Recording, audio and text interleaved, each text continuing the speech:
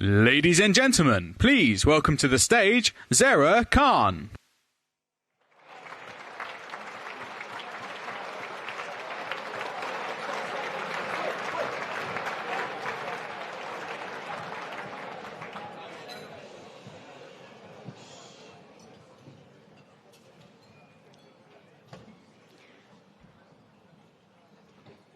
This event was created in honour of a cricketing great, Colin Cowdrey, after he passed away in the year 2000. As the first chairman of the ICC, Lord Cowdrey encouraged the world's cricketing nations to embrace the spirit of cricket. Thanks to his efforts, the MCC wrote this into the preamble to the laws of the game, to uphold everything that is good about our great sport. The spirit of cricket was never meant to dampen competition or the will to win, but to encourage players to respect each other, respect the umpires, and respect the supporters who love the game. In the name of Colin Cowdrey, welcome to the evening, and may the spirit of cricket live on.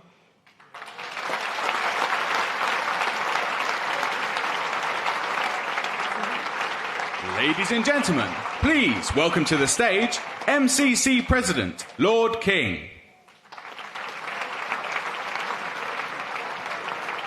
Thank you so much. Well, hello everyone and good evening to this very special evening. The Cowdrey Lecture is always an important part of the MCC year. And let me start by thanking Zara for reading that tribute to the spirit of cricket. Zara played for one of the foundation hubs, and she's now on a cricket scholarship program run by the MCC Foundation. Thank you, Zara.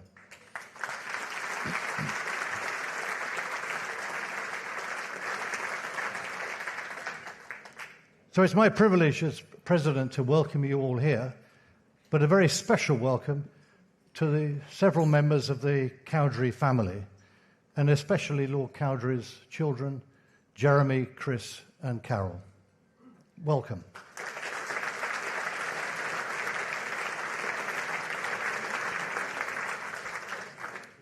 Now, the Cowdrey Lecture has a long history now, well over 20 years, and the lecturers over that time have been a truly who's who of the cricket world. Last year, the format was changed somewhat to make it a group event rather than just one person speaking. And that was a great success, so the decision was taken to repeat that, but to do so with a team that I was particularly keen that we would welcome to the stage this evening, the Test Match Special team.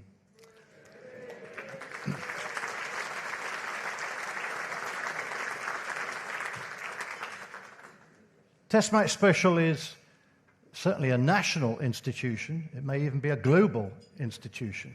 Started in 1957, and many of us of a certain age will remember the great commentators who worked on TMS, John Arlott, Brian Johnston, and of course our much loved and sadly late President Christopher Martin Jenkins. But tonight we have today's Test Match Special team, a team of 4 people: Ebony Rainford-Brent, who played for England and won the Ashes and the World Cup, a most impressive record. Phil Tufnell, who bowled at Lord's for 16 years and took many wickets for England. Michael Vaughan, who captained that never-to-be-forgotten England team that won the Ashes in 2005. And, of course, corralling them all, man who did play for England in the dim and distant past, that you can read about in the history books, but the man who keeps it all together, Jonathan Agnew. Now,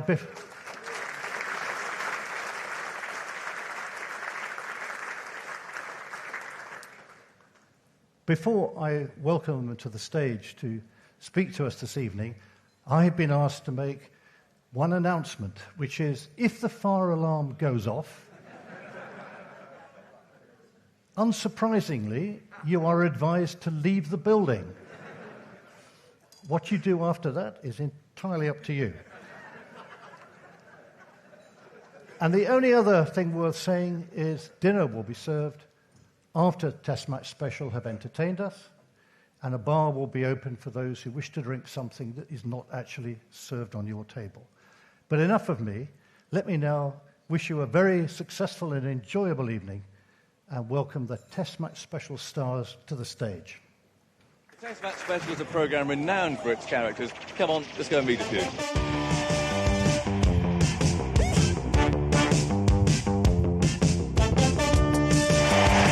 Vaughan's back in a big way.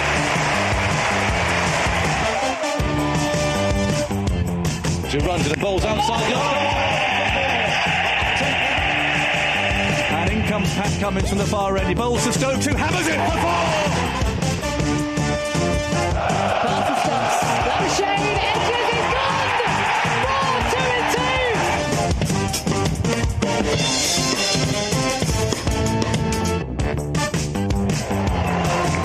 4-2-2! He hasn't seen it whatsoever.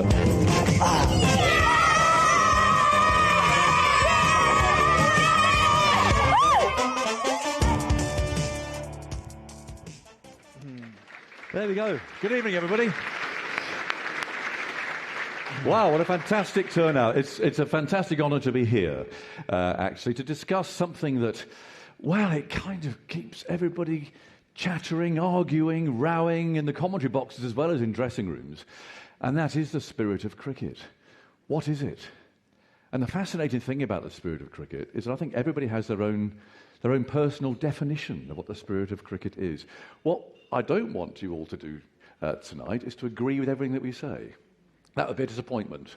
I'd love you to go away this evening, when you've heard us chattering away, some sensible conversation, some of our TMSy sort of a banter about all of this, but just thinking about what we've said, and I say either agreeing with it or not agreeing with it. But it's lovely to have you here. And Michael Vaughan, welcome to you as well. Go on then. I think because how do you start? How do you start even defining what the spirit of cricket is? Do you know in your mind what the spirit of cricket is? First of all, good evening. It's a real privilege to be here. I mean, you've had some legendary names speak here at the Cowdrey lecture. Tonight you've got myself, Ebbs, Aggers and the cat. So slightly changed. The spirit of cricket, look, respect.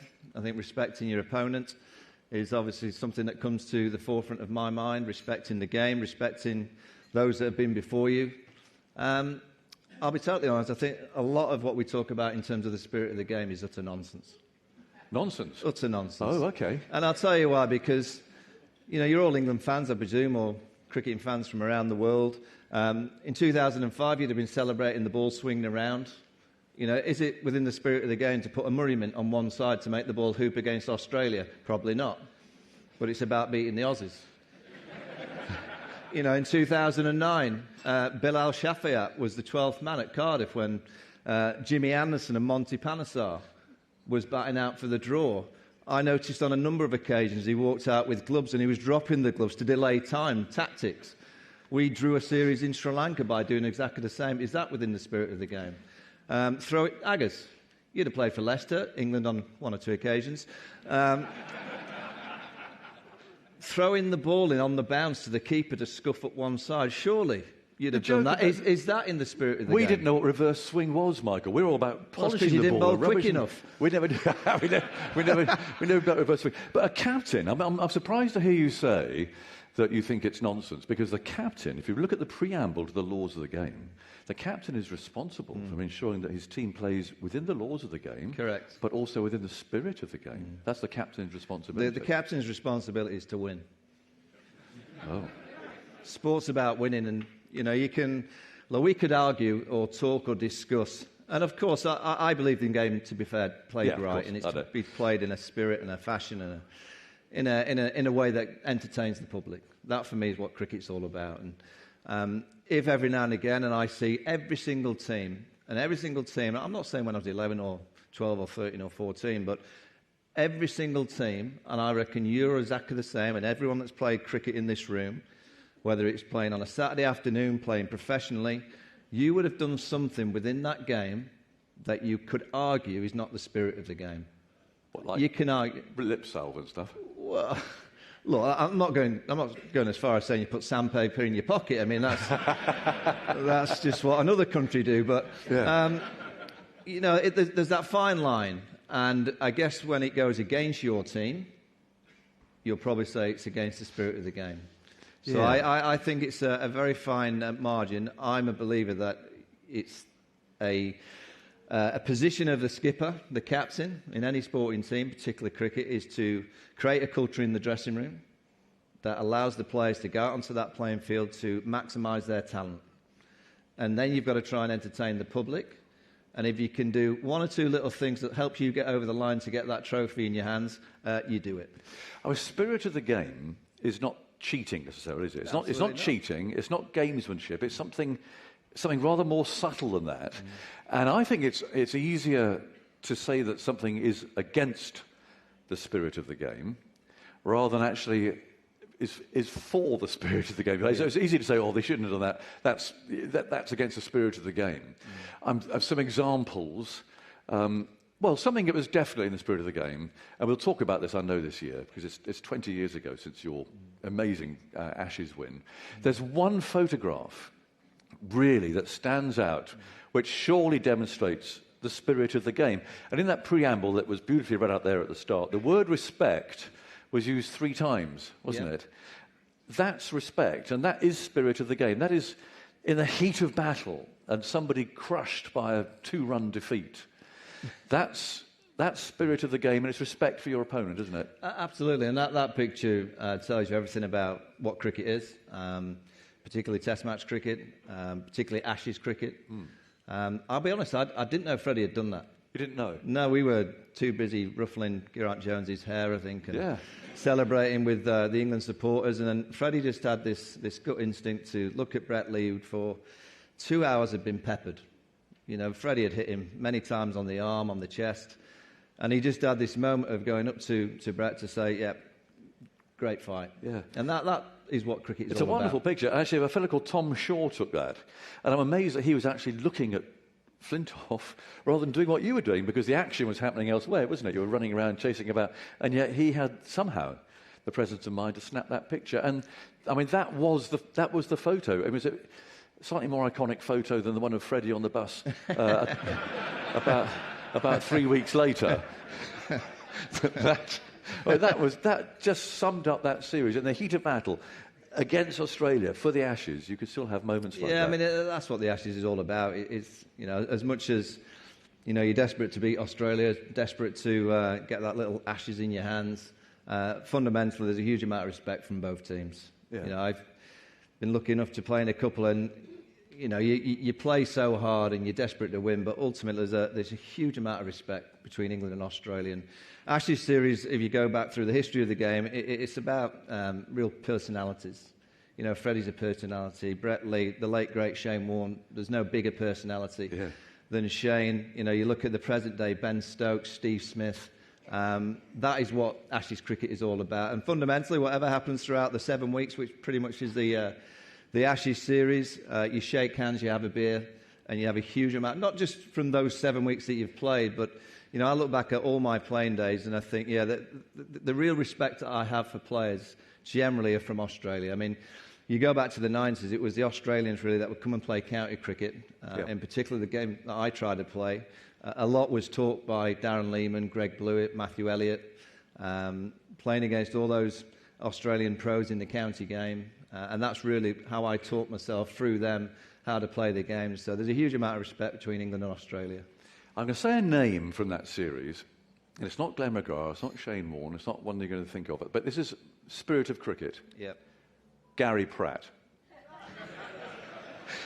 was Gary Pratt and his amazing piece of fielding at Trent Bridge, when he suddenly miraculously, one of the best fielders in the country, appeared to be fielding at point and sadly ran Ricky Ponting out. Was that in the spirit of cricket? Was that? I mean, I know the dismissal wasn't planned, but he was on the field quite a lot. He was, and in sport... He was on the bus as well at the end. He was. Going round, he was. And he was pissed as well, like all of us. He couldn't speak. I would say in sport, your job as a group of leaders and within your management group is to try and get the best personnel out there on the middle. Yes. Gary Pratt was the best fielder in the county game, so why wouldn't we want our 12th man to be the best fielder in the game? So we just tried to wind Ricky Ponting up. It was a plan. It worked. Yeah, it did. And people forget that actually it was Simon Jones who was off the field. Now, Simon never played for England again. So for that one moment, actually, we were in our right to have Gary Pratt out there fielding. For the other 4.5 tests, no. No. We cheated. Just a last thought on that series, though. I mean, 20 years goes so fast, doesn't it? And do you still look back on that with enormous affection? And look, I mean, England hammered here in the first Test match. Let's not forget McGrath bowling England out again. Yeah. To come back and win it from there. Yeah, I think. I guess the biggest pride from that series is the amount of people that started watching cricket. You know, I still get many, many people come up and say, I got into cricket because of 05. And that, for me, is what cricket's all about. When you go out there on the middle, whether it's here at Lord's, around the country, we get great support. You know, you go back to 2005, it was on Channel 4, there was 8 million people watching it every day. Yeah, there were. And that's probably the biggest pride that I take from the series, is that there was a style of cricket that people wanted to watch. And I kind of look at the way that England play now. All right, they're not winning every trophy, but they're trying to play a style of cricket that people want to watch.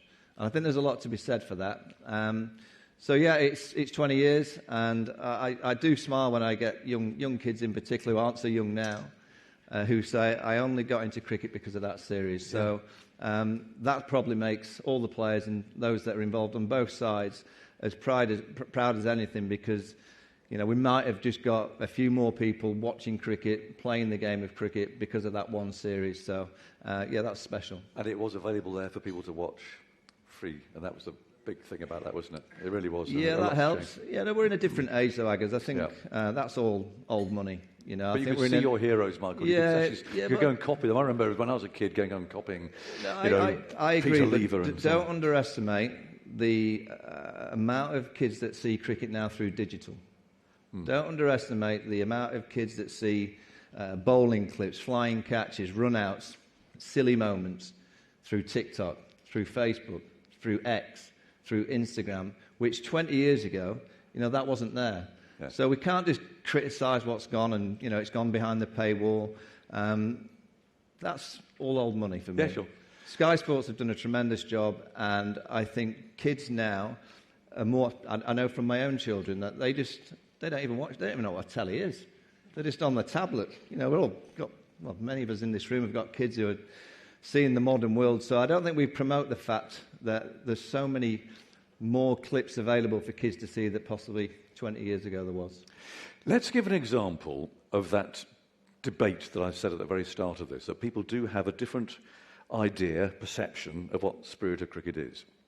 I'm going to say a name, and there might be a few boos in a minute. I'm going to say Johnny Bairstow, here against Australia. Yeah, he was out. Well, he was out. He was technically out. Yeah, he was done. But that was you see, this is where you and I, we're not going to fall out, Michael. I've known you too long.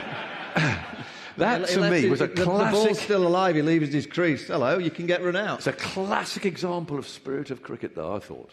Because, actually, when you look at it, and I was commentating at the time, and that was the end of the over. I said that's the end, virtually said, because the umpire was handing the bowler his sweater, and Bairstow put his foot back in his ground before going out, which is the same as putting a bat in and then going out.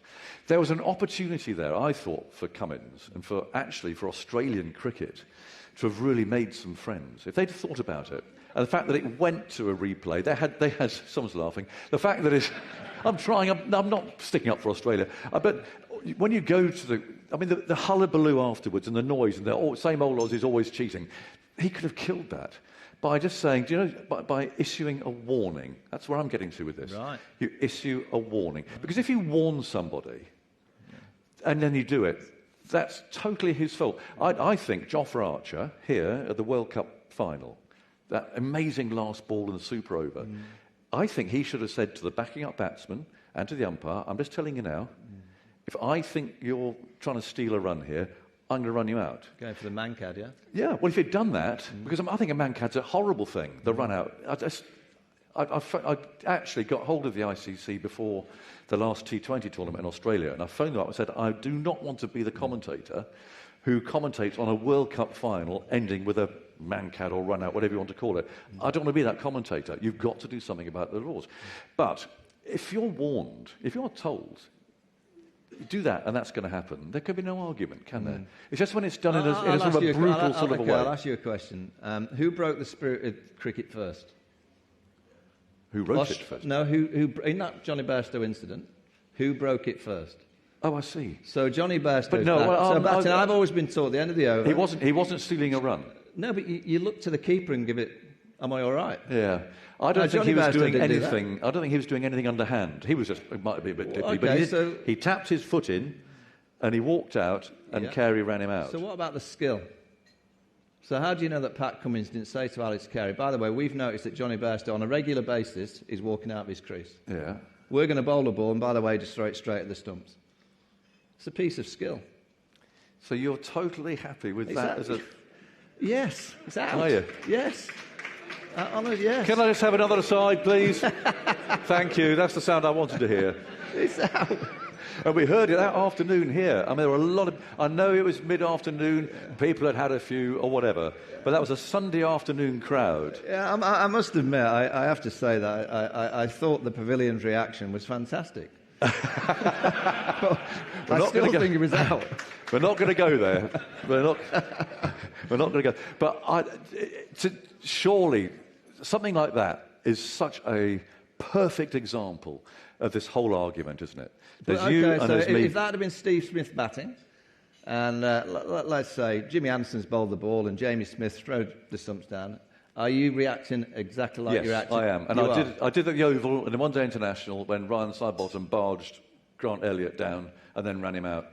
And they had a full opportunity there because it was done, went to a replay. Someone with a cool head had 2 minutes to say, this is not good. But they didn't do it. So I was very critical of England then for that. You can't knock a batsman over and then run him out. No, you can't. No, but Johnny was out. OK, well... But that's the whole point, isn't it? That's the whole point of this debate. I don't think anyone's right and anyone's wrong. It's just that grey area, isn't it? I mean, the Mankad, I think, Mankads have been going on for a long, long time, but particularly it's become prominent with the white ball game in T20 cricket. When it first happened, I'm with you. I used to say, you've got to obviously warn the batter. Yes. I think if you get out doing it now, you're just stupid as a non-striking batter. You know the rules. They are the rules. You've just got to stay behind the line. More people are doing it now. Yeah, and don't be surprised if you get Mankaded. That's just the way I guess the T20 world that's brought that on. Rules are rules. Yeah. And does the MCC... I haven't read the MCC coaching manual for a while. Does it still tell you how to back up by... Do you remember how we were told? Yes. You backed up with the bowler bowling, so it was a seamless thing. So when he did that, you were out of your crease, weren't you? So presumably, has it been changed? I can't. I would think the coaching manual's changed because the game's moved on. Yeah. There's so many different skill sets and shots, but it's very clear for me now, as a non-striking batter, you keep your bat behind the line until the ball's released. OK, fair enough. Talking of the game moving on, come on then. What a discussion point about the future of cricket at the moment. I mean, where is this game going? I mean, I know you're a modern thing. You like the IPL and all that. You go there and you commentate on it. But Test cricket must surely be your first love, isn't it? I don't know if I speak on behalf of everyone, but I'm guessing I do, that Test cricket is the ultimate. It's the pinnacle. It's still the best format by a country mile in my eyes. But I just think with the way that Test cricket is now played, and particularly since June 22, the average amount of overs per Test match has been 282. So with 90 overs a day, and I know we don't get 19 often. No. That's 3 days and 12 overs that the game is played in. That's on average. I personally think... Now, why is that, though? Is that batsman's technique faltering because of too much one-day cricket? Boycott would say that. Yeah, Jeffrey. Love him. Yeah. But he would say that, wouldn't he? That actually batsmen don't survive as long as I think there's a few things. I think, June 22, Ben and Baz took over the England team. And I know we're very for England, but they have changed the way that Test cricket is played. They're playing a brand of cricket that I've never, ever seen. Over a period of time, they're scoring at 4.5s. They're smashing 400 in a given day. They're going out to get wickets from ball one with all these funky fields. It's fantastic. And I think in the last 3 years, I've been more entertained watching Test cricket than previous, and I've always loved Test match cricket. And I think it's because all teams now play an ultra-aggressive game. And I think the ground staff around the world have got to take a huge amount of credit because we're seeing more pitches with a balance between bat and ball, which is what cricket is. You know, when you see, you know, in Pakistan, the first Test match, all right, England won, but when you see 800, I turn off, not interested. But when you see around a par of 300, when there's a little bit of something there, it's a fantastic product. So I personally believe that it's now a 4-day product. I would go with 4-day Test match cricket. I'd have 96 overs per day. I know I can hear you saying, oh, but they can't bowl 90. Well, we're here till midnight. Well, it's very simple. There's 2 or 3 things that needs to happen to get 96 overs in. First and foremost, the administrators, the officials have to move the game on quicker. They have to carry on playing in differential light. So we have lights at many of these venues. I personally, as soon as the lights come into play, and I understand the legalities of playing with a red ball with the lights on, umpires don't want to stay up there in case something bad happens. So I get that. You just switch to a pink ball. It's an entertainment product. We have to stay out there. Test cricket is the only format that we get off the pitch quicker than we get back on the pitch. You know, I just don't understand that we get any light, we go straight off the pitch. You know, why can't we move to a pink ball? I can see some massive arguments. So if you change, I mean, the Australians rucked at the Oval. So I'll ask you again then. So you'd rather watch television, which is where our revenue comes from within the game, and see the cameras pan onto the balcony with players just sat there waiting for the lights to be improved? No, I think I want to see them play with a red ball. I want to see them play with the same ball. They don't stay on with the red ball. Well, so this is just, look, this is my future. Yeah. So 96 overs a day. You have your turn, Michael. Yeah, I'll just sit here and keep quiet. 96 overs a day, 4 days of Test cricket. If you lose a day inside the first 4, you can play an extra day. So you play that 5th day if you lose over 96 overs inside the first few days. I'd have 3-match series. I would have 2 leagues of 7. Right. So you're playing exactly the same amount of cricket. So I'm not having England, Australia and India playing more than any other country. So we can finally find out who the best team in the world is. So League of 7, so 2 leagues. I would make sure that the historical series, so the Ashes, England, India, Australia, the real historical prominent series, the first 3 Test matches of the 5-match series go towards the league. The last 2 are just about the history of the game, because you want a 5-match series across those historical series. Right. So we've got 2 leagues. I would then take Test match cricket around the world. So I would have the Test match juggernaut playing in the southern hemisphere at a period, and there'd be no other cricket on at this time. So there's no franchise leagues, there's no bilateral one-day series. Everyone's playing Test match cricket at the same time. Because I believe if we want Test cricket to survive in 40, 50, 60, 70 years' time, something needs to be done now. You know, as it speaks, with a 5-day format, teams playing sporadically around the globe, the narrative just doesn't exist. The only narrative that comes from Test match cricket is the Ashes, India versus Australia,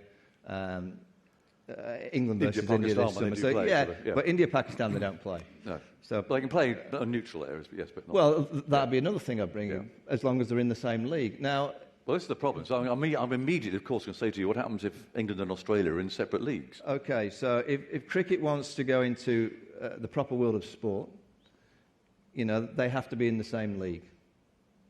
Because if England are in League One, I'm laughing, and Australia in League Two,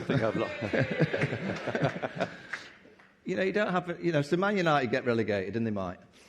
They don't play Man City the following year because of the history. So I know I can hear you all going, oh, the Ashes have to exist. And of course I want it to exist, but if we want Test match cricket to be a brand of sport that has a narrative that we can completely understand, right, we have to have 2 leagues, and the best 7 teams will be in the first division, and the second best set of teams will be in the second division. So you'd cancel the Ashes? Well, I'm guessing that England and Australia, with the amount of expenditure that they have and the amount of fortune that they have, if they're not in the first division, something's gone drastically wrong. Right. Really wrong. And it's probably down to the over 8, because that's the reason why they don't really make the World Test Championship final, the England side, because of their over 8. So, yeah, I mean, you have to start from somewhere. And in 2000, the bottom 2 teams ranked in Test cricket were India and England. Well, they'll be in the second division.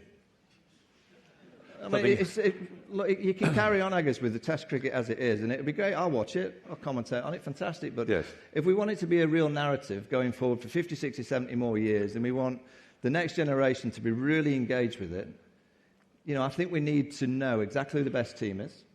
I think by having equal amount of games over the period of however many years, we then get to the point, and also in the First Division, whoever finishes bottom of the First Division has to go away to the team that finishes top of the Second Division, and they have to win.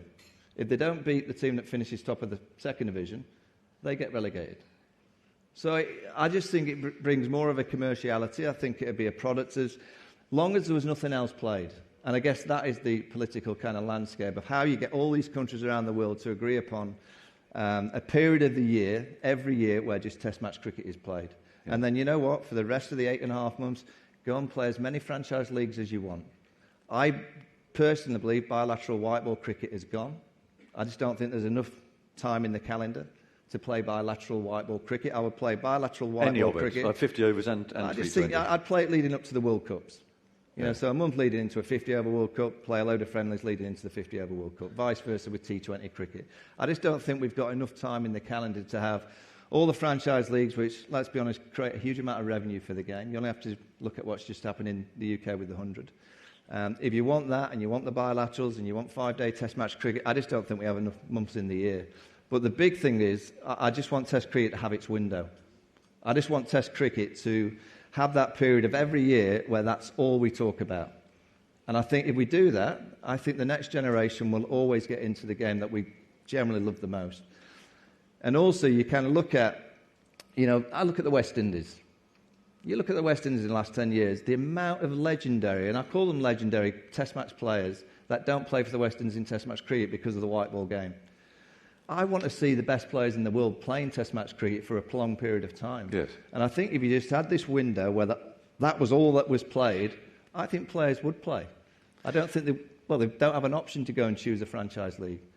Let's talk about the franchises, because it has now come close to home, hasn't it? And a huge amount of money. It hasn't actually been paid yet, has it? There's still some arguing, to be done, I think. But these bids have been received and they've been accepted, raising 500 million or something in the game. That's just here. Do you think that franchise cricket is Test cricket's biggest danger at the moment? Is that the most likely way that Test cricket could end? Yeah, but I look at it in a different way. I think franchise cricket is helping save the game because of the amount of money that is generated through all these franchise leagues around the world. Where's it going to go? Where's the money going to go? Where's the money going to go in the UK? Where's the 500 million going to go? You've got an 18-county system. Yeah. So you're going to bail out my old Leicestershire again. You'll pay off a few bills there. Well, no, I'd get rid of Leicester, to be honest. But I think there's one gone. But I think I probably would as well. That's the sad thing about it. In the way the modern game's going, I don't see a future. TV broadcast deals are on the decline. They are. So you need to find a revenue source that funds the game away from broadcast. And I think the ECB have found that in this 100-ball tournament. I guess it'll be a T20 tournament in a few years' time. That's my guess. And then you're looking at a kind of global broadcast deal that I guess that's what they're arguing about at the minute. Now, without that money, how are we going to... And it's not just the 18 men's teams that have to be funded. There's the women's game now. There's so many other teams, pathway programs, grassroots cricket. There's a huge amount of money that the game requires. That's in the UK. Now, the 3.5-week 100-ball window, for me, is not the biggest threat to our game. The biggest threat to the game in the UK is all these other leagues around the world. Yes. And if we don't have a 100-ball tournament or a T20 tournament that can pay our players the money that they could earn in Pakistan, the Caribbean, the MLC, America, now we'll end up losing a lot of our real quality county players to go and play. You look at James Vince now, he's left the county game. Alex Hales has left the county game. Moeen Ali's not playing this year. So that's 3 quality players that I would love to have seen carry on playing in the UK. Now, they've chosen, and they're in their right to do so, and I don't... I look at what they've done and gone to live in Dubai. Absolutely right. It's the best for them. But, we've got to make sure that we've got enough money in the coffers to make sure our players don't leave the UK. And I think that's exactly what the 100's going to do. You're going to be able to give county players And whether it's right or wrong, and it's probably not right, but a lot of the real quality county players are going to play for the 8 teams. You know, the 8 counties that have got a 100-ball franchise, they're clearly going to have a few more quid, so the better players are going to end up playing for those teams, and they'll get a deal with the county and the 100-ball team at that venue. Now, I understand that there'll be many counties that will lose quality players on that kind of regard, but I'm just happy that those players are staying in the UK to play cricket. Yeah. This is the home of cricket. I am a member of MCC, so I think I'm perfectly entitled to have a say that the MCC's role is cricket's guardian. How will MCC, actually I haven't got to answer this, I'm putting it out there, how will the MCC retain its influence and relevance on the game that we do really want to protect, now that it is also now part of the franchise machine that's gobbling up cricket? Does it matter? Yeah, of course it matters, yeah. I just look at, Kane Williamson signed this year for Middlesex. He's playing for the London Spirit. That, for me, is where the addition is of the 100. I mean, I don't know, but I can't imagine that Kane would come over here without the 100-ball contract. So I'm, again, looking at it as a positive that, the MCC and all the other 7 franchises will be looking at trying to develop a quality team. But with that, if we can add on to the county game with players, it can only be good for the game. We have to try and get a system here in the UK that, I'll go back to Andrew Strauss's high-performance review. I was staggered that the game threw that in the bin. Yes.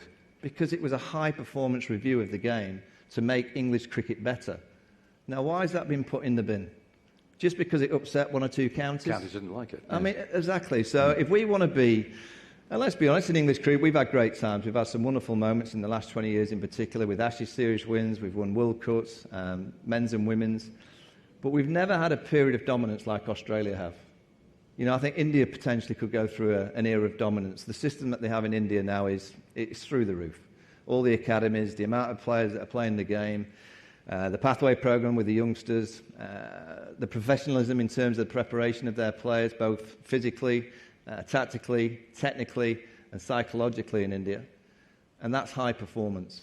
Don't be surprised if they rule the roofs for the next 10 or 15 years because they've developed something. A real depth. Yes. We put that in the bin. We said, with English cricket, we're fine. We've got 18 counties. We know what we're doing. We'll play all summer. The county players will get on the treadmill tomorrow morning. And you know what? They don't stop playing until September the 29th. Seriously. So you're giving our next generation the chance to play cricket great, but then you're not giving them the chance to play cricket to a high-performance level. And I personally would take the county game and spread it across more months. I would start county cricket in March. What? Yeah, I would. Blimey. But I would... We were wearing long johns when I was playing in April. I can tell you that. But I wouldn't be playing in the UK. I'd start overseas. Oh, OK.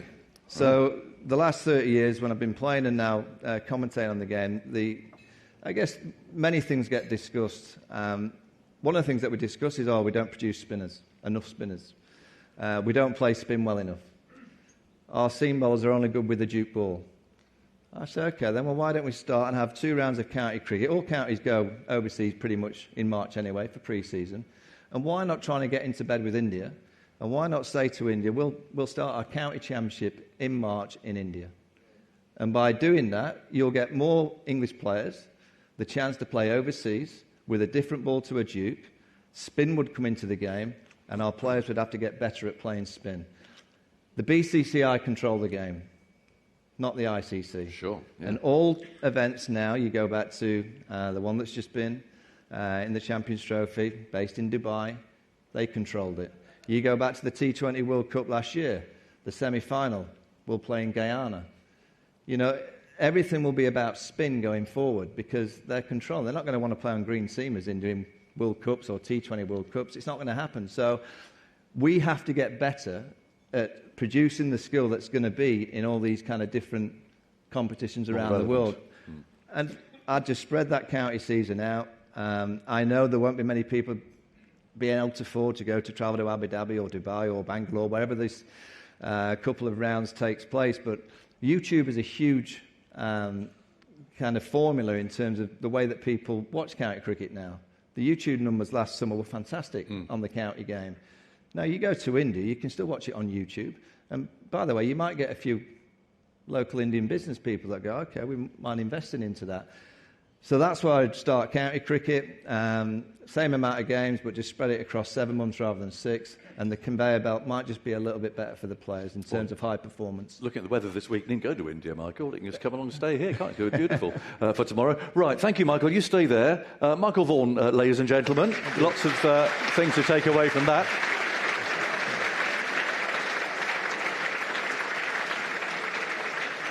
And now I'm going to ask Ebony Rainford-Brent and Phil Tuffnell to come up here. Come on, Tuffers.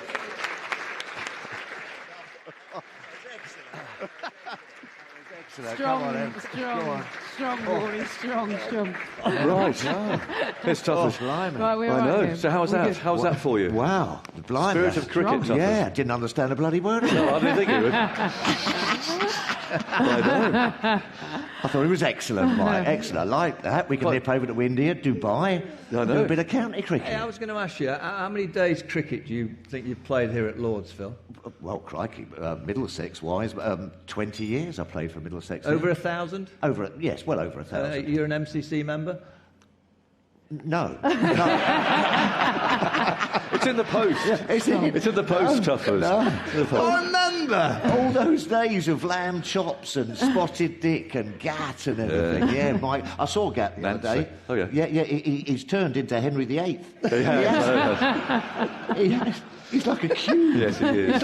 He's like a boy. cube. I know he is. Now, look, What a spirit of captain he cricket, was. Tuffers. Yes, spirit of cricket. I think it's fair to say that I've watched you in some of your appearances. Yeah. Sometimes, very occasionally, Yeah. you might have pushed that spirit of cricket line just a little bit, but yeah. you're quite a traditional old soul, aren't you? Well, yes, I think, as you've all been saying, thanks for having us, by the way.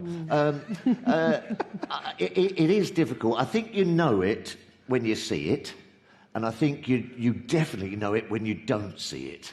And it was interesting in listening to you about... When you don't see it? Yeah, when you don't I see, when you think there's a contravention. Well, absolutely, that's right. And we were talking about Johnny Bairstow and everything, and I think I'm afraid with you, Aggers, old boy. Are you? Yes, I am. I always did like you. I think last ball of the over and everything, I think that was wrong. I think that, wasn't taking the run and all that kind of stuff. Yeah. I mean, we had Rishi Sunak in the... we did. Yeah, he was going absolutely crazy. He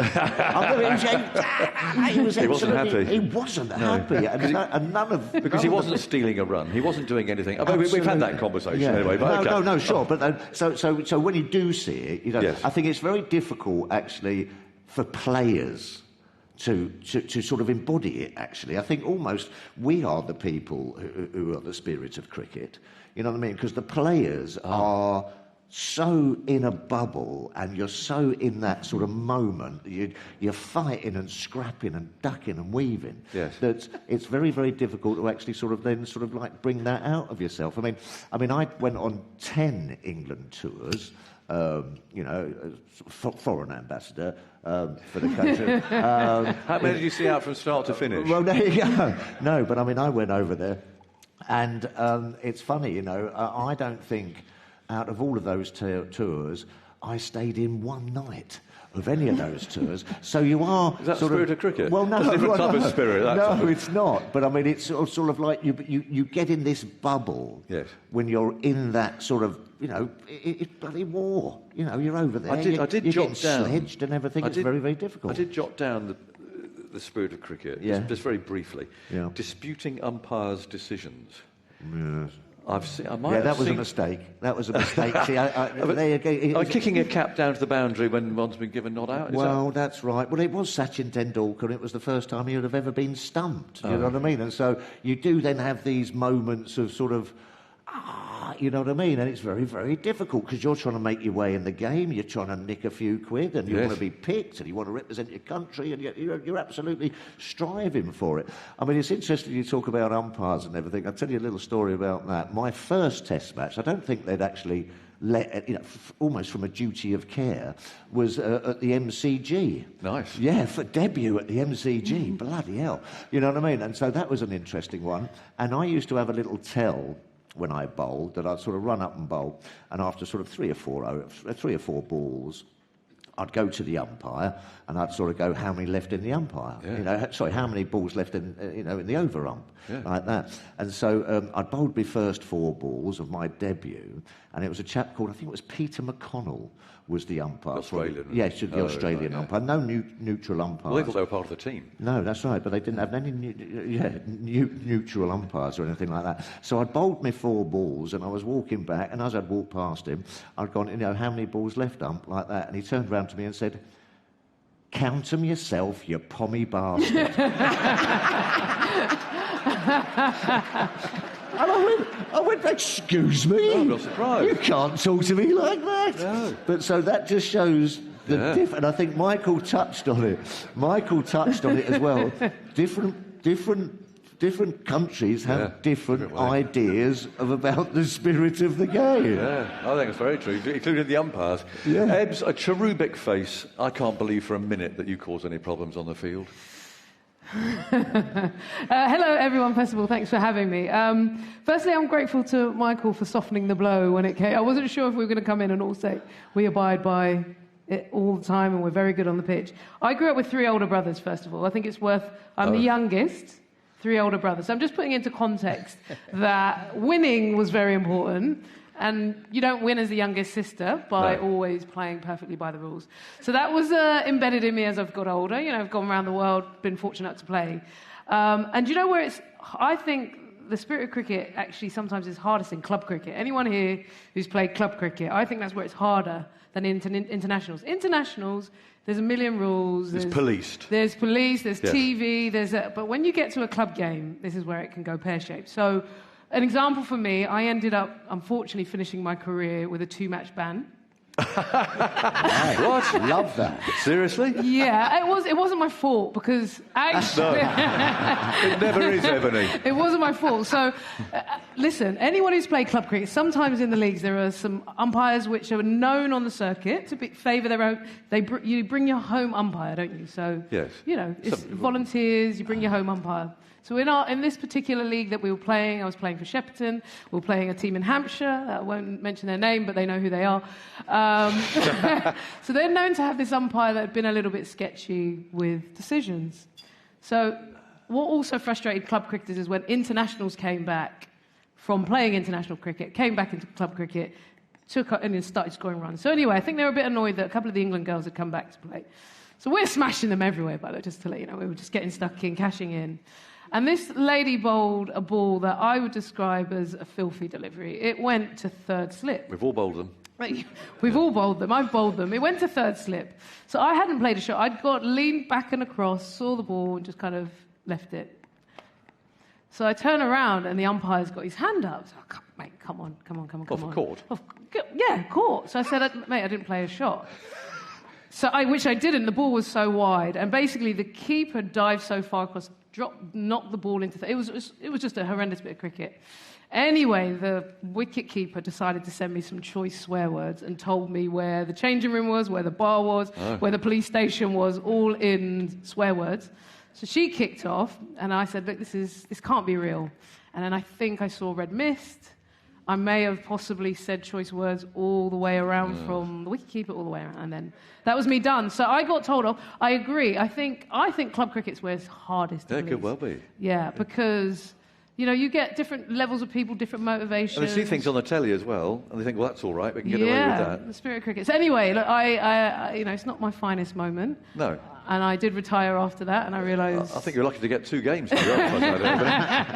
What do you, with your ACE programme, so young Afro-Caribbean kids, what do you teach them about the spirit of cricket? Yeah, so we've got a charity, amazing. We've got 20,000 kids around the country in 6 different cities, and many are making professionals. We just had a kid signed to Sussex as a rookie the other day. So we've got kids who want to make it. I think, being honest, it's harder to sell some of the things that we sold to maybe my generation and before to the younger generation. So what I mean is the kids will watch football and you'll think of something like a Mankad and you'll say, oh, maybe you should give a warning, like you were saying earlier.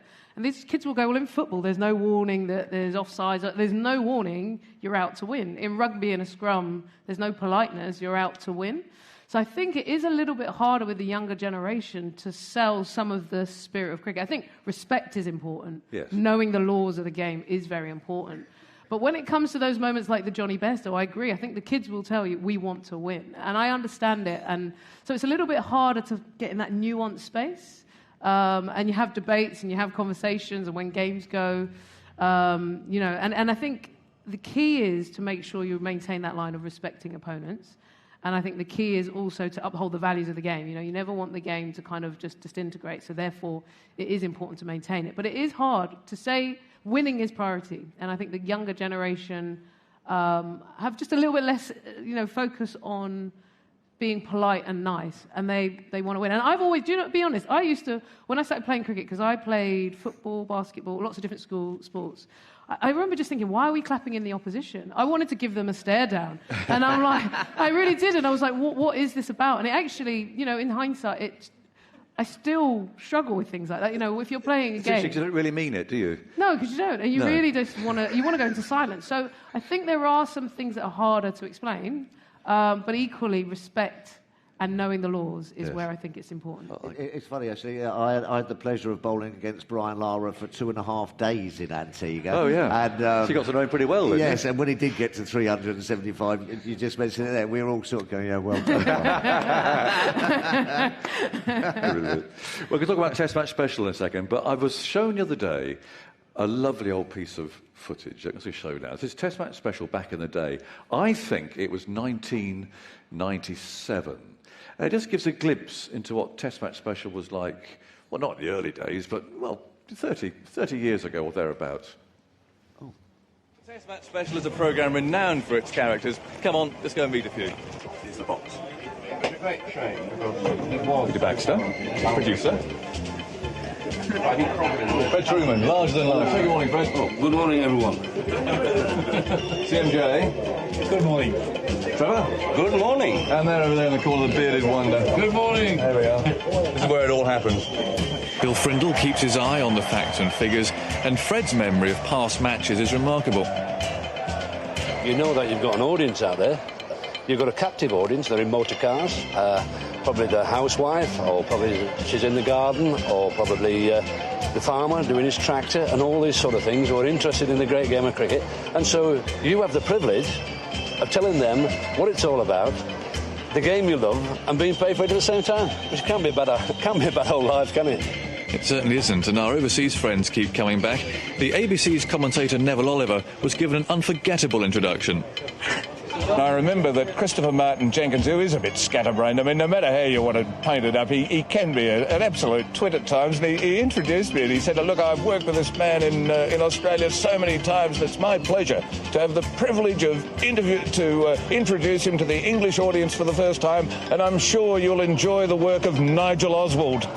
And it was an absolute gem. Well, instead of sitting down nervous, I in fact sat down roaring with laughter. And isn't it amazing what will break the nerves? And for me, it was a terrific start. And frankly, it's got better since. Some people, it seems, even resort to phoning us at awkward moments. Caddick in, outside the off stump. No stroke there from Taylor.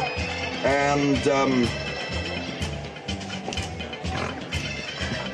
commentary team ideally is a mix of voices and styles, and the cricket lovers have the one or two people, the CMJ, who's absolutely down the middle with the cricket, and then you're a bit of both, and I'm the idiot on the outside, and we're none of us going to please everyone, are we? There we go, a bit of a reminder. No, it's lovely, isn't it? Yeah, it's really nice. And it's lovely that Judy Martin Jenkins is here, and James as well. He wasn't really that scatty, Judy, but well, he could be, couldn't he, sometimes? But it's lovely that you're here, and of course the CMJ Spirit of Cricket Award. We are very proud to be part of that with MCC. It's changed a bit though. We're going to flash up some faces of the current Test Match Special band, if you like. There we all go. Yeah, the modern generation of a programme. It is remarkable, as Mervyn said at the start, a relationship with an audience that surely no other sports programme on the radio has. I mean, Tuffers and I go off and do theatres, and thousands turn up. There is something about that programme, something about Test Match Special, that it is company. It's it's there. They're on for 5 days at a time, or if Michael wants us for 4 days, which there you go. But with that, and it is a constant part of people's life, and it's an extraordinary programme to work on. When did you first wear, Michael, of TMS? I would think it was the 80s. I would have been 13, 14. The Ashes would have been on, and I was in bed with you, Agus. No, you weren't. No. That predates even me, Michael. But you've had Christopher, you've had Brian Johnston, maybe. He used to pop John out. was there. Yeah. Alan McGilvray, the Australian commentator. Yeah, but it's. You probably. I hope you remember. In 2009, I was retiring.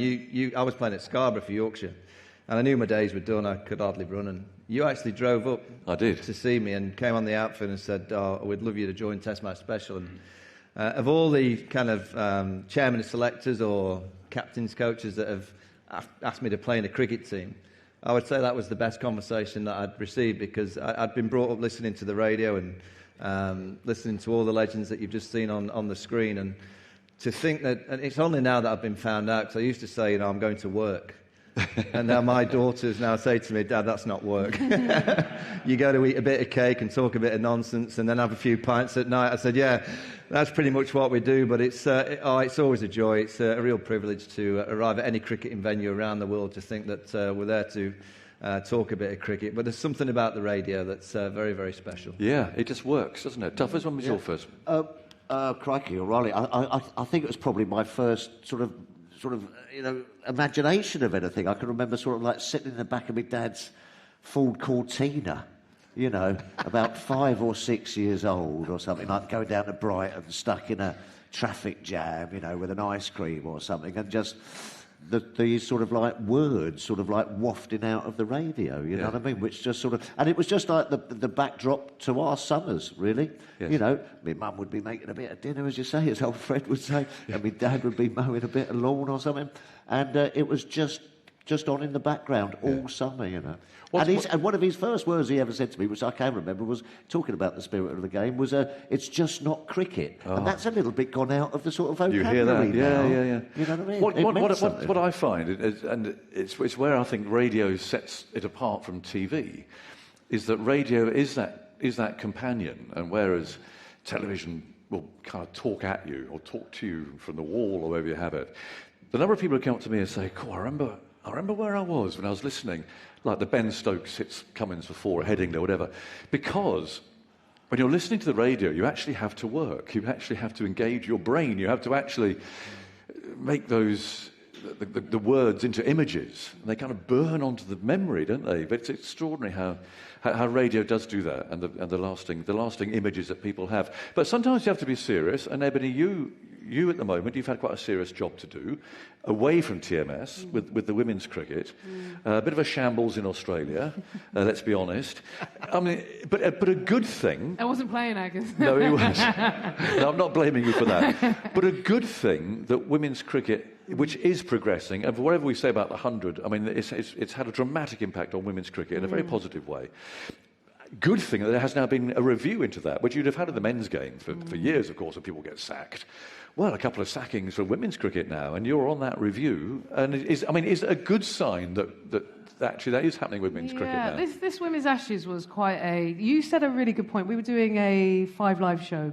We do these sort of Monday night shows. Suffers, you're often on them, aren't you? You guys kind of lead the way on that, where you talk about what's going on in the cricket space and obviously lead on England cricket. And normally when I've done these shows in the past and over the years, it's like a 5-minute at the very end of the show. You said we've done 45 minutes on the women's game out of it was nearly 50 minutes out of an hour's show. And to have leading voices like yourself know the insides and outsides of the game, to know how much people were commenting on it, this was serious business. The public are invested, the public care, and they don't want to see England in such a bad way, losing 16-0 down under in the women's format. So it was quite a seminal moment for me, realising how important it is for the women to get it right and be seen. They're performing and they're at the same level. Now they get paid. I didn't get paid, by the way, and now the girls are making the money. So, it was one of those moments. So I think there is that. But that makes a difference, though, doesn't it? I mean, they are now professionals. Yeah. Do you think, and I'm going to bring up the F word, fitness, which I think has always been a difficult thing for a man to talk about with a woman's fitness. I don't know why, but it just feels that it is. Alex Hartley has got in there, and she said, look, some of these girls are not fit enough, letting the team down, and some of the members of that team did not take that sort of criticism very well.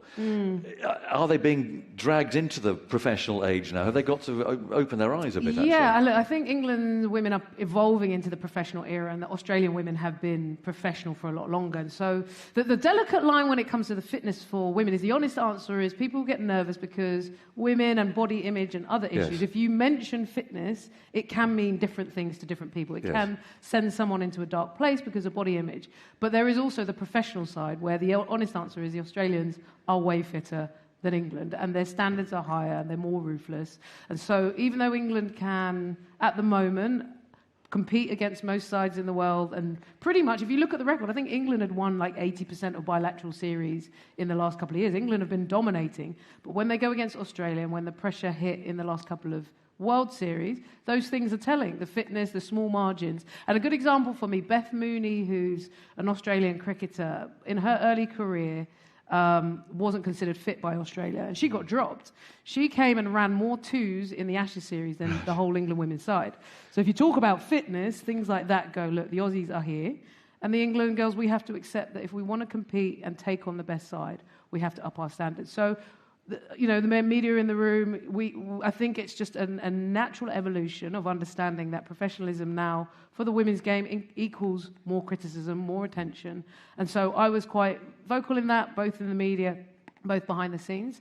And I think now there have been some changes that are going to say, look, this is the future that England need to focus on, up that professionalism, not so that we can dominate most teams, so we can take on the number one and overtake them. Yeah, interesting. Just quickly, just on the fitness thing, very early on in my... Sorry, this is an unexpected intervention. Well, no, you kind of... well, I decided very early on that if you don't have any muscles, you can't pull them. Yeah, well, that's fair enough. New captain, just very briefly, new captain... Sorry, me? Yes. Yeah, it's Captain Surrey. Yes. What's... Well, we win. I mean, Heather. Oh, the new captain. Sorry, so I thought you when are we expecting it? I don't know what the final call is. I haven't been involved at all. Who's it going to be? Yeah. I'll ask you. Actually, you followed enough. Charlie Dean. Look for. So that's an interest, because you look at Alistair Cook was quite young. Graham Smith in South Africa. There's a lot of choices where you look for the future. Would you go that far forward? I'd go young. I'd get Charlotte with a younger captain. I think Nat Siv is a wonderful player. I think she's, you only have to see what she's just done in India in terms of the women's IPL. I'd just leave her playing and dominate as an all-rounder. Heather Knight as a senior pro, and I'd just bring through a young captain in Charlie. And what about England's white ball captain then, the men? We're hearing all sorts of rumours here. Even talk of Ben Stokes. Now, this is rumour. His legs will fall off. Well, but it's quite a firm rumour, isn't it? I mean, come on, Michael, I'm going to let you off the long run here. I think you and I are in the same place here. Yeah. Ben Stokes, white ball captain of England with the Ashes coming up. No, I think, we've all been around cricket long enough to suggest that when they don't announce a captain, they clearly have got Ben in their thoughts. Harry Brook will be the T20 captain. I think that's going to be announced soon. That's something that I would expect. And if Harry Brook's good enough to be the T20 captain, the next World Cup is the T20 World Cup in a year. So if you're saying that Harry Brook is deemed good enough to captain a World Cup in a year's time, surely you want Harry Brook to be the captain of the 50-over team with that 50-over World Cup in 2.5 years' time. You think so? I think it's absolutely nonsense to think that Ben Stokes is going to play white ball cricket. So do I. He's had a body that he gives absolutely everything, and that's not just when he's playing for England. You don't have to see the way that he's training. He's all or nothing. I think it's quite, in a way, selfish to even consider him, because he will say yes, because it's Ben Stokes, and he'll do whatever England ask him to do. Don't ask him. Just let him be the best, and I have him right up there with the best Test captains I've ever seen. with what he delivers. What he's delivered in the last 3 years and the way that he's got England playing, the way that he's played himself, is right up there with the best. Yeah. I want to see Ben captain, and it's not just India this series in the summer. It's not just this Ashes series away from, obviously, here in the UK. I want to see him captain in 27 in the Ashes series. I want to see him get England to a World Test Championship final. We've never been in one. Why put the burden on him playing white ball cricket? It was only a few weeks ago he pulled out the 100 because his body wasn't quite right. So why are we even considering putting more? And it's not pressure on Ben because he deals with pressure better than anybody. So it's not the pressure. It's just, let's just look after his body. Let's look after Ben Stokes' body, and let's try and make him play Test match cricket for as long as possible. I agree. Let him get an Ashes series in his hand, another Ashes series. I just can't. I can't imagine what the reaction would be if he did that hamstring or any injury, frankly, playing in a white ball game for England with that World Cup 2.5 years away. It seems utterly pointless. Tuffers, what's your thoughts on that? Have you got any? Well, no. I mean, well, yes.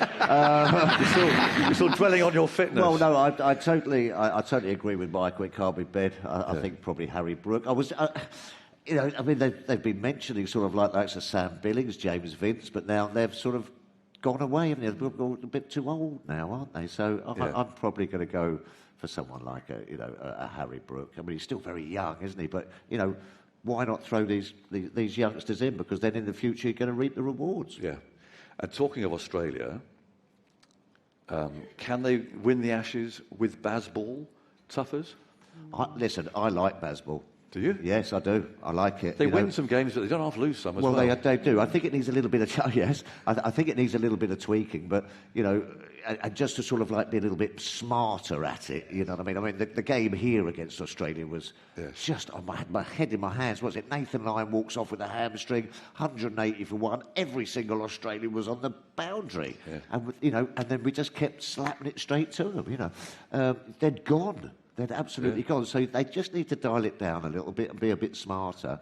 But we know turning up every day to Test match cricket now, it's really exciting, isn't it? We don't know whether they're going to get bowled out in half an hour or go and get 750. No. So, and so you are sitting there, and I can remember Joe Root reverse sweeping at Pat Cummins. I'm trying to forget it. Yeah, absolutely. I nearly fell off my chair, you know what I mean? So there's obviously a balance and a blend that they've got to find, but I'm thinking that is the way to go. As you say, Mike was saying earlier, it's about entertaining, you know what I mean? Yes. And I am sat on It's also about winning. It's also about winning. Well, it is. Yes, they've had some massive defeats through yes, but I think that the batting. winning will come.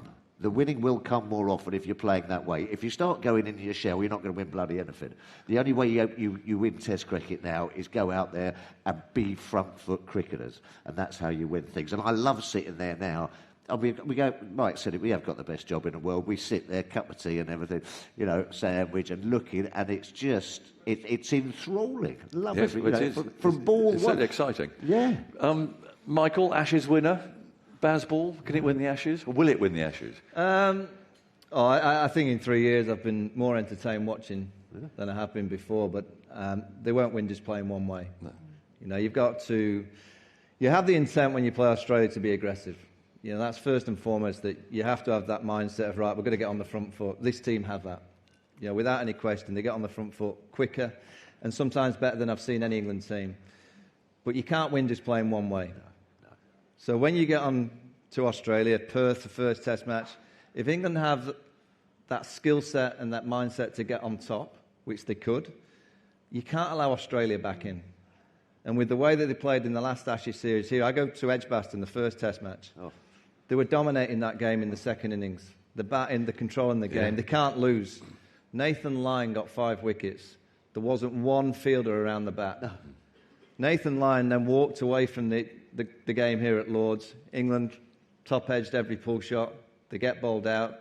They lose the game. They're 2-0 down. So Nathan Lyon only played really one game of cricket. So when you go to Australia in a few months' time, their bowling attack is very, very good. And the game of cricket in Australia has not changed. The Kookaburra ball for 25 overs, it's going to do plenty. And it'll fly through. And particularly in the first innings, Cummins, Hazelwood, Stark, Boland, Nathan Lyon, whichever attack they go for, they will land it on a sixpence, and they'll have a packed cordon, and they'll say to the Bazballers, there's your drive. I can see it now. If England go for the drive, I can also see 50 for 5 on a regular basis. But if they have the mindset of realising that is when Australia are at their most threatening, and going, OK, we've just got to go back in the gears slightly. I'm not saying completely. Go back in the gears slightly, and you earn the right. So if you bat for 30 overs with a Kookaburra ball, and say you're 70 for 1, the next 50 overs till the second new ball, you can absolutely dictate and dominate. And you can score at 5, sometimes 6s, because it does nothing. All you have to do is work out how you're going to play Nathan Lyon. I get a feeling that England are just going to go out and attack fully, try and get on the front foot. And by the way, we'll sit on commentary and go, wow, that's a great shot. And then, oh, snick. And I'll give you a clue, and it's happened for many, Australia don't drop chances. That quartet, and if Bo Webster's there, Cameron, and they're albatrosses. They catch absolutely everything, so don't give them the opportunity. So if England go with this one way of playing, I think they'll get beat. If they play smart cricket and their bowlers are fit, and that's the key, you've got to get 20 wickets. You know, and to get 20 wickets, you've got to have different skill sets. It's not just about pace. Yes, it's nice to have 1 or 2 bowlers bowling 90 miles an hour, but for what I've seen in Australia, particularly in the last couple of seasons, the pitchers are doing more than I've seen. So Scott Boland's probably their best bowler in Australia. He bowls 83 miles an hour. He lands it on a sixpence. He goes bop. If we just go out with all-out pace, generally you bowl back of a length, and then you go short too early because of the pace. England have got to find bowlers that can hit the top of off stump. If they hit the top of the off stump with a little bit of movement and they challenge Australia to forward defence, they have a chance of getting 20 wickets. If they don't, it'll be a long old winter. Well, let's hope not. I mean, mustn't Ebony forget India, first of all. I bet it's going to be a wonderful series here, isn't it? Yeah, look, I mean, India are pretty much dominating, aren't they? They've just come off the Champions Trophy. I mean, things did lean in their favour, but they are going to be pretty tasty at home. Look, I'm looking forward to this one. I think their batting has been consistent. Look at Virat Kohli, the KL Rahuls. I think they're going to go quite well here. The question is if the likes of Bumrah and those guys are fit, we're going to have a real battle on our hands. But I look forward to that. You know, I think that when you look at series, England and Australia is what you look forward to at home. And I like to see what England have actually done, bringing through new fresh blood, Gus Atkinson, Bryden Cast. Can they test in home conditions? Can they get the ball moving as well, which is important, as well as that pace? So I think it's going to be a real test here this summer. And it's a chance for England to really settle in. This whole Bazball, I agree. I think it's been one of the most fantastic times ever. I think I remember at Headingley as well, when Ben Stokes was going for that 180 and most people thought it was done. And Adam Mountford, remember, I was one of the few that said England could win here the night before, and they went on and did it. And I was like, yeah. But just a little one. But I do enjoy this format. I think when we talk some of the big concepts here about driving forward the modern game, Bazball has got plenty of people interested. People who get into a car and a taxi driver who's a little bit into sport but not necessarily cricket, knows about this modern era and knows about it and is drawn in by some of the drama. So if we can now convert that and, like you say, play with a bit more nuance at the right time, I think this could be a really good moment for Test cricket, for English cricket. Right, well, let's hope. There we go. Thanks to you three. You've kind of been treated to a bit of a rain break there. This is what we do when it rains. Just chatter away. We fall out sometimes, but it's just lovely to catch up and have a really good chat. Thanks to you three very much. And just to mention, actually, all what we have talked about will be on BBC. So we've got the India series, of course, and we're going to be in Australia covering. Well, maybe I think it's my 20th Ashes series, you know, and I've only ever seen England win there once. So, will it be twice? Lucky mascot. Will it be twice? Let's dwell on some TMS memories of years gone by. Laker comes in again, hair flopping. Bowles turns it on to Mankad. He's out, LBW, and Laker's taken all 10. Laker has taken all 10 wickets for 53 in the second innings. Truman in again. Bowles to Hawke, and Hawke goes forward and he's caught. There's the 300. Fred Truman's 300th Test wicket. It's a half volley, drives it down the ground, and there it is. He's done it. He lifts both hands in the air. Jeff Boycott has got his 100th 100. So hard to hell now, yes, around. And a freaker. They've got a freaker down the wicket now, not very shapely. and it's masculine, and I would think it's seen the last of its cricket for the day. Here comes Shane Warne. Off only 2 or 3 paces, he bowls, and Gatting is taken on the pace, bowls! Well, Gatting's still standing there. He can't believe it, but that must have turned a very long way. England striving for this last wicket. Harmison comes up and bowls, and Kasparovich goes back. Pretty little thing, let me like to count, cause mama, I'm sure hard to hell and now. As he caught down the leg side, there's an appeal for Catson's out. England have won. England have won by 2 runs. Baby, here I am. Now, given that it's Saturday lunchtime, it's time to introduce our guest taking a view from the boundary. It's a great pleasure to welcome Hugh Grant to the box. Mark Webber's here. David Cameron, lovely to see you. Ed Miliband. Eric Clapton, good morning. Daniel Radcliffe. Gary Neville, of course. Gareth Edwards. Welcome. A lot of people, I think, have rather given up on what's going on, but Roy Hodgson hasn't. Russell Crowe, good afternoon. Great to have you here. It's Len Goodman. Come to this.